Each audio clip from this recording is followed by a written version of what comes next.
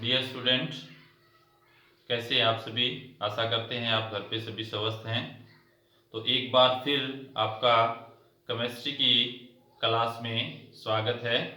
तो कल हमने जो वीडियो भेजा था, जो चैप्टर हम कर रहे थे अल्कोहल का, उसमें हम बात कर रहे थे अल्कोहल की फिजिकल प्रॉपर्टी के बारे में।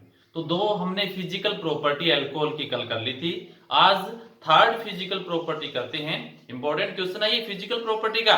तो आज जो अल्कोहल की फिजिकल प्रॉपर्टी नंबर 3 जो करेंगे वो बात है विलेयता की। किसकी बात है? विलेयता। विलेयता या घुलनशीलता, सोलुबिलिटी।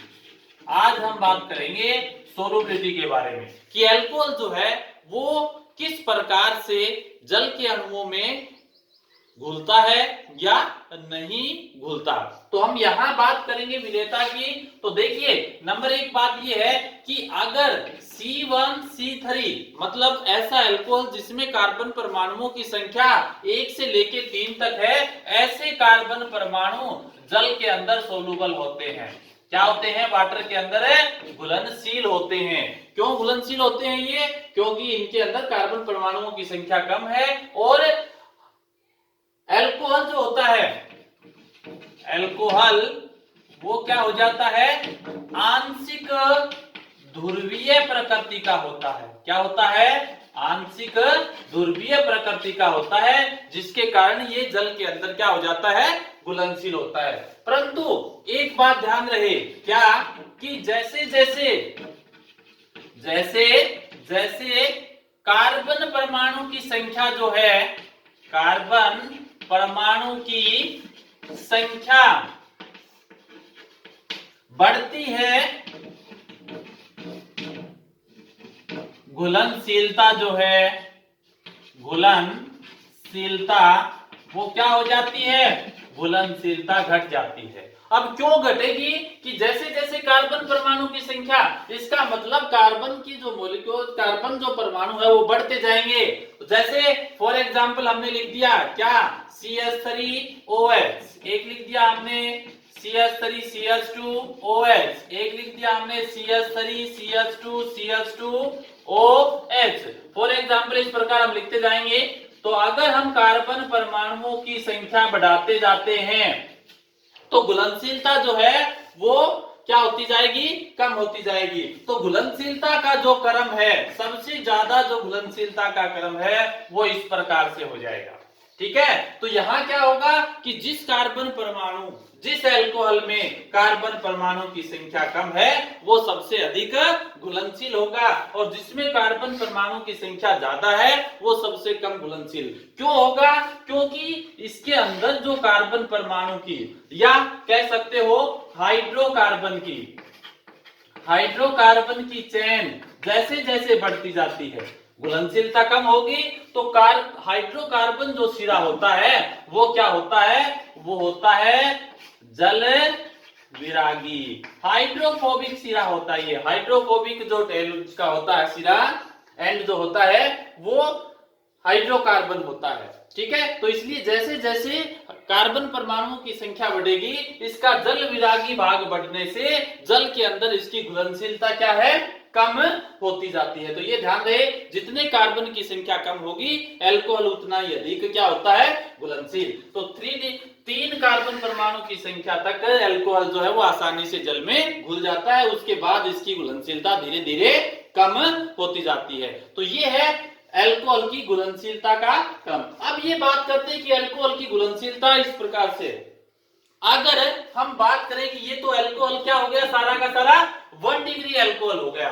तो 1 डिग्री अल्कोहल, लेकिन अगर आपके पास एग्जांपल आ जाए 1, 2 और 3 तीनों प्रकार के अल्कोहल आ जाए, 1 डिग्री, 2 डिग्री और 3 डिग्री, तो घुलनशीलता का जो क्रम है वो कैसा हो जाएगा? घुलनशीलता का क्रम किसमें?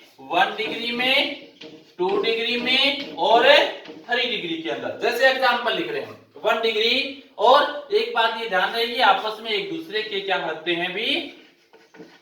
समावयवी है। ठीक है। देखिए हमने यहां एग्जांपल लिख दिया CH3 CH2 CH2 CH2OH, CH3 CH2 CHOH और इधर क्या हो गया CH3। इसी प्रकार CH3 इधर CH3 इधर भी CH3 और OH। अब इसके अंदर घुलनशीलता के क्रम की अगर हम बात करें तो सबसे ज्यादा घुलनशील कौन होगा 3 डिग्री होगा। कौन होगा 3 डिग्री। क्यों? क्योंकि 3 डिग्री अल्कोहल अधिक घुलनशील इसलिए होगा क्योंकि इसके अंदर जैसे जैसे शाखा बढ़ती है इसका जो पृष्ठीय क्षेत्रफल है वो पृष्ठीय क्षेत्रफल क्या हो जाता है पृष्ठीय क्षेत्रफल हो जाता है कम, जिसके कारण इनकी घुलनशीलता क्या हो जाती है बढ़ जाती है। तो ये बात थी 1, 2 और 3 डिग्री अल्कोहल के बारे में। ये थी किसके अंदर जैसे जैसे अणुभार बढ़ता है, अणुभार कह लीजिए या हाइड्रोकार्बन भाग बढ़ता है तो अल्कोहल की जल के अंदर घुलनशीलता क्या है कम होती जाती है। ये तो बात कब थी? ये तो बात अब थी कि जब देखिए हाइड्रोक्सी जो समूह है वो हाइड्रोक्सी समूह सब में क्या है एक ही जुड़ा हुआ है, चाहे वो 1 डिग्री अल्कोहल हो, चाहे वो 2 डिग्री अल्कोहल हो, चाहे वो 3 डिग्री अल्कोहल हो, सभी के अंदर OH परमाणु की जो संख्या है हाइड्रोक्सिल समूह की जो संख्या है वो क्या होती है एक, क्योंकि OH हाइड्रोक्सिल जो समूह होता है वो क्या होता है वो जल आकर्षी होता है। क्या होता है जल आकर्षी। और जो कार्बन की चेन होती है ठीक है वो क्या होती है वो होती है जल प्रतिकर्षी या जल विरागी हाइड्रोफोबिक भाग होता है। तो अब हम बात करेंगे क्या कि पीछे जो अल्कोहल हमने किया उसमें हाइड्रोक्सिल समूह की संख्या एक थी, अगर हाइड्रोक्सिल समूह की संख्या बढ़ जाए, ऐसे भी तो अल्कोहल होते हैं कौन कौन से, जैसे कि हमने पीछे पढ़ा था कौन सा मोनोहाइड्रिक अल्कोहल, मोनोहाइड्रिक अल्कोहल, और कौन सा पढ़ा था डाइहाइड्रिक अल्कोहल, और कौन सा था ट्राइहाइड्रिक अल्कोहल। तो अगर ये एग्जांपल आ जाए तो आप क्या करेंगे, तब आप इसकी घुलनशीलता विलेयता का क्रम आप कैसे करेंगे। तो इसमें क्या करेंगे भी देखिए मोनोहाइड्रिक अल्कोहल का मतलब क्या होगा हाइड्रोक्सिल समूह की संख्या एक, डाई में हाइड्रोक्सिल समूह की संख्या 2, ट्राई में हाइड्रोक्सिल समूह की संख्या 3। अब हमने ऊपर लिखा हुआ कि OH जल आकर्षी होता है, तो इसका मतलब जितने OH समूह यहां जुड़ेंगे वो जल के साथ उतनी ही आसानी से क्या कर सकते हैं आबंध का निर्माण करेंगे। तो इसलिए जिसके अंदर जितनी ज्यादा OH की संख्या होगी उसकी घुलनशीलता क्या हो जाएगी उतनी ही अधिक हो जाती है। तो यहां हमने दोनों प्रकार से बात बता दिया कि अगर कार्बन परमाणु की संख्या बढ़ेगी तो विलेयता पर क्या प्रभाव पड़ेगा, अगर OH हाइड्रोक्सिल समूह की संख्या बढ़ेगी तो अल्कोहल पर क्या प्रभाव पड़ेगा। तो दोनों प्रकार से हमने क्या पढ़ लिया अल्कोहल की घुलनशीलता के बारे में पढ़ लिया। ये इंपॉर्टेंट क्वेश्चन है, ध्यान रहे हमने डिफरेंस में एक बार क्या होगा R की अगर नेचर बदल जाती है मतलब इसकी संख्या इसका समूह बदल जाता है, एक बार अगर OH की संख्या बदल जाती है तो दोनों के आधार पर हमने अल्कोहल की घुलनशीलता के बारे में पढ़ लिया कि कौन से प्रकार के अल्कोहल के अंदर घुलनशीलता अधिक होगी और किसमें घुलनशीलता कम होगी। तो ये हमने पढ़ लिए फिजिकल प्रॉपर्टी। अब क्या पढ़ेंगे, अब पढ़ेंगे केमिकल प्रॉपर्टी ऑफ अल्कोहल। क्या पढ़ेंगे केमिकल प्रॉपर्टीज ऑफ अल्कोहल। तो रासायनिक गुणधर्म पढ़ेंगे। अब क्या पढ़ेंगे रासायनिक गुणधर्म। देखिए हमने पढ़ा था भौतिक गुणधर्म में, भौतिक गुणधर्म में क्या पढ़ा था उनकी अवस्था के बारे में, उसकी फ्लेम के बारे में, तो उसके घुलनशीलता उसके क्वथनांक के बारे में। तो जैसे कि अब क्या पढ़ेंगे रासायनिक गुणधर्म पढ़ेंगे। रासायनिक गुणधर्म का मतलब यह है कि अल्कोहल दूसरे प्रकार के किसी एटम के साथ, किसी मॉलिक्यूल के साथ, किसी कंपाउंड के साथ रिएक्शन करके कौन से प्रकार का या कौन से कंपाउंड का फॉर्मेशन करता है, वो जो सारे के सारे है वो क्या है रासायनिक गुणधर्म। तो यहां हम अल्कोहल की जो अभिक्रिया है वो दूसरे किसी तत्व किसी यौगिक के साथ करवाएंगे तो वहां से कौन से प्रकार के उत्पाद का निर्माण होगा वो सारी की सारी अभिक्रियाएं किसमें आएंगी रासायनिक गुणधर्म के अंदर आएंगी।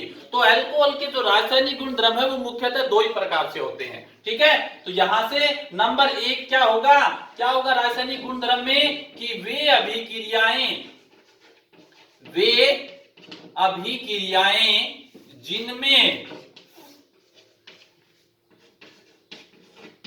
जिनके अंदर OH बंध का विखंडन होता है, OH बंध का क्या होता है, विखंडन। तो यहां से क्या होगा, यहां से होगा क्लीवेज ऑफ OH बॉन्ड। अब हम जो रिएक्शन पढ़ेंगे ना, जो अभिक्रियाएं करेंगे, उन अभिक्रियाओं में सब में अल्कोहल का जनरल फॉर्मूला क्या होता है, ROH। अगर हम इसकी किसी दूसरे कंपाउंड के साथ, किसके साथ है, कंपाउंड के साथ या किसी एलिमेंट के साथ रिएक्शन कराएंगे तो वहां से क्या होगा, H का रिप्लेसमेंट होगा, H का रिमूव हो जाएगा, H का निष्कासन हो जाएगा। तो यहां से इसका मतलब O और H के बीच का जो आबंध है वो क्या हो जाएगा, टूट जाता है। तो यहां से हम क्लीवेज पढ़ेंगे O और H के बीच का। तो ऐसी कौन कौन सी अभिक्रियाएं हैं जिसमें O और H के बीच के अंदर आबंध का विखंडन होगा, और अल्कोहल भी कौन सा होगा जिसमें O और H के बीच का जो आबंध है वो आसानी से टूट जाए। अब थोड़ा सा हम अल्कोहल के बारे में पढ़ते हैं कि अल्कोहल जो है ना, अल्कोहल क्या होता है, अल्कोहल उदासीन प्रकृति का होता है। उदासीन प्रकृति का होने का अर्थ यह है कि इनके ऊपर लिटमस का कोई प्रभाव नहीं पड़ता। लिटमस जो पत्र होता है, लिटमस पत्र का क्या नहीं होता, कोई प्रभाव नहीं होता। तो उदासीन हो गया ना ये, क्योंकि लिटमस के प्रति जो अभिक्रिया जो गुणधर्म प्रदर्शित करेंगे तो वो या तो अम्लीय हो सकते हैं या क्षारीय। तो अल्कोहल जो है वो उदासीन प्रकृति का होता है, लिटमस पत्र पर किसी प्रकार का कोई प्रभाव उत्पन्न नहीं करता। अब बात करते हैं कि ये अगर प्रभाव उत्पन्न नहीं करता, उसके बाद ये कहते हैं कि अल्कोहल जो है ना, अभी थोड़ी देर पीछे हमने पढ़ा था कि ये आंशिक ध्रुवीय प्रकृति का होता है। तो उदासीन भी बात कर रहे हैं और आंशिक ध्रुवीय भी। तो ये अल्कोहल जो है ना वो क्या होगा, आंशिक ध्रुवीय प्रकृति का होने के कारण इसकी प्रकृति जो होती है ना वो दुर्बल अम्लीय होती है। क्या होती है, दुर्बल अम्लीय। देखिए अभी हम बात कर रहे हैं कि उदासीन होता है, अभी हम कह रहे हैं कि ये दुर्बल अम्लीय होता है। तो वो दुर्बल अम्लीय या आंशिक ध्रुवीय नेचर किसके कारण आती है, वो आती है अल्कोहल में उपस्थित ऑक्सीजन परमाणु के कारण। किसके कारण आती है, ऑक्सीजन परमाणु के कारण। कैसे, देखिए हमने लिख दिया ROH, ROH। अब इसमें क्या होगा कि ऑक्सीजन और हाइड्रोजन के बीच के जो इलेक्ट्रॉन की शेयरिंग है वो ऑक्सीजन क्या है, ऑक्सीजन जो है वो अधिक क्या है, इलेक्ट्रोनेगेटिव एलिमेंट है।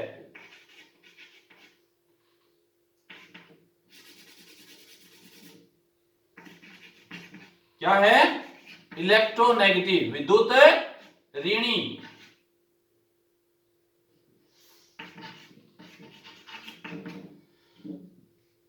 क्या है, विद्युत ऋणी है, इलेक्ट्रोनेगेटिव एलिमेंट है। तो अगर ये इलेक्ट्रोनेगेटिव एलिमेंट है तो ये क्या करेगा, ये अपने इलेक्ट्रॉन क्या कर देगा, फिर इसका मतलब ऑक्सीजन अपनी ओर लेके जाएगा। तो यहां से इस पे क्या आ जाएगा, नेगेटिव, और इस पे क्या आएगा, पॉजिटिव। तो इसमें देखिए अब क्या आ गया, इस पे पोलर रीजन आ गया।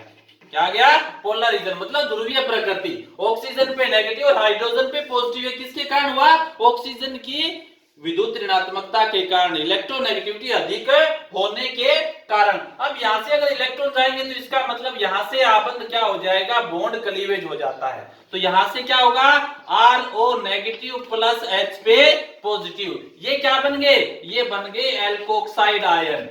क्या बन गए, एल्कोक्साइड आयन। और H पॉजिटिव का क्या हो गया, रिमूव हो गया। और अगर H पॉजिटिव किसी में से निकलता है तो इसका मतलब वो कैसा होता है, अम्लीय प्रकृति का होता है। कैसा होता है, अम्लीय प्रकृति का। तो ये ऑक्सीजन की विद्युत ऋणात्मकता के कारण ऐसा हुआ है, नहीं तो अल्कोहल जो होते हैं वो उदासीन होते हैं, लिटमस के प्रति कोई भी रिएक्शन प्रदर्शित नहीं करते। अब यहां से बात आ गई किसकी, कि अल्कोहल की जो प्रकृति होती है वो आंशिक अम्लीय या दुर्बल अम्लीय प्रकृति का होता है। तो तो हम सबसे पहले इसमें बात कर रहे थे कि ROH में O और H के बीच में आबंध का क्या हो जाएगा भी, विखंडन हो जाता है, क्लीवेज हो जाता है। तो अब हम ये पढ़ेंगे कि कौन सा एल्कोहल ऐसा है जिसमें O और H के बीच का विखंडन सबसे आसानी से होता है। कौन से प्रकार का, मतलब एल्कोहल तो कौन से हो सकते हैं, 1 डिग्री हो सकता है, 2 डिग्री भी हो सकता है और 3 डिग्री भी हो सकता है। तो ऐसे कौन से एल्कोहल के अंदर O और H के बीच का जो बॉन्ड है वो आसानी से क्या हो जाएगा, क्लीवेज हो जाएगा, टूट जाएगा। कैसे, जैसे हम लिखते हैं CH3 CH2 CH2 CH2OH, ये एग्जांपल हम बहुत बार लिख चुके हैं। CH3 CH2 CHOH और CH3, ये हो गया इधर OH, इधर CH3, ये CH3 और CH3। अब यहां से अगर हम क्या करें कि O और H के बीच आबंध के विखंडन के क्रम की अगर हम बात करें कि कौन सा एल्कोहल आसानी से O और H के बीच को बॉन्ड को तोड़ देगा, तो कौन से में होगा, 1 डिग्री के अंदर ऐसा पॉसिबल होता है। तो इसका मतलब 1 डिग्री जो अल्कोहल है वो आसानी से H पॉजिटिव का क्या करता है, निष्कासन करता है। अब इसका कारण क्या है कि 1 डिग्री अल्कोहल ने H पॉजिटिव का निष्कासन इजीली क्यों किया, जबकि 3 डिग्री ऐसा नहीं कर पाता। तो कारण क्या है, हम सबसे पहले 3 डिग्री से ही बात कर लेते हैं। देखिए हम बात करते हैं कि आबंध का जो विखंडन O और H के बीच से होता है, ये कब होगा, जब ऑक्सीजन को इलेक्ट्रॉन की आवश्यकता होगी। तो ऑक्सीजन अपने इलेक्ट्रॉन O और H के बीच के लेने के बाद H पॉजिटिव का निष्कासन आसानी से कर देता है। अब हम यहां अगर हम बात करें तो देखिए यहां ऑक्सीजन को इलेक्ट्रॉन चाहिए, बट अब ऑक्सीजन के साथ जो कार्बन है, इस कार्बन पर जुड़े हुए CH3 समूह जो है वो प्लस आई इफेक्ट उत्पन्न करते हैं। क्या करते हैं, प्लस आई प्रभाव, इंडक्टिव इफेक्ट पैदा करते हैं। तो जिसके कारण क्या हो जाएगा, ऑक्सीजन पर इलेक्ट्रॉन घनत्व क्या हो जाता है, अधिक हो जाता है। और अगर ऑक्सीजन के ऊपर इलेक्ट्रॉन घनत्व अधिक हो जाएगा तो O और H के बीच के आबंध की क्या हो जाती है, आसानी से क्लीवेज नहीं हो पाती, ठीक है ना, क्योंकि ऑक्सीजन को इलेक्ट्रॉन चाहिए तो वो इलेक्ट्रॉन कहां से, प्लस आई प्रभाव से क्या हो जाते हैं, इसको मिल जाते हैं। तो O और H के बीच का जो आबंध है वो प्रबल हो जाता है, इनके बीच अट्रैक्शन फोर्स लग जाता है। प्रबल होने के कारण O और H के बीच का आबंधन विखंडित नहीं हो पाता। तो अब बात करते हैं 2 डिग्री में। 2 डिग्री में ये जो कार्बन है इसके साथ जो एल्किल समूह जुड़े हुए हैं, प्लस आई है, वो कौन, 2 समूह प्रदर्शित करता है। इसका मतलब इस ऑक्सीजन पर जो इलेक्ट्रॉन घनत्व है, इलेक्ट्रॉन जो डेंसिटी है वो 3 डिग्री की अपेक्षा क्या हो जाएगी, कम हो जाएगी। कम हो जाएगी तो O और H के बीच का आबंध क्या हो जाएगा, इसके कंपैरिजन में दुर्बल हो जाएगा।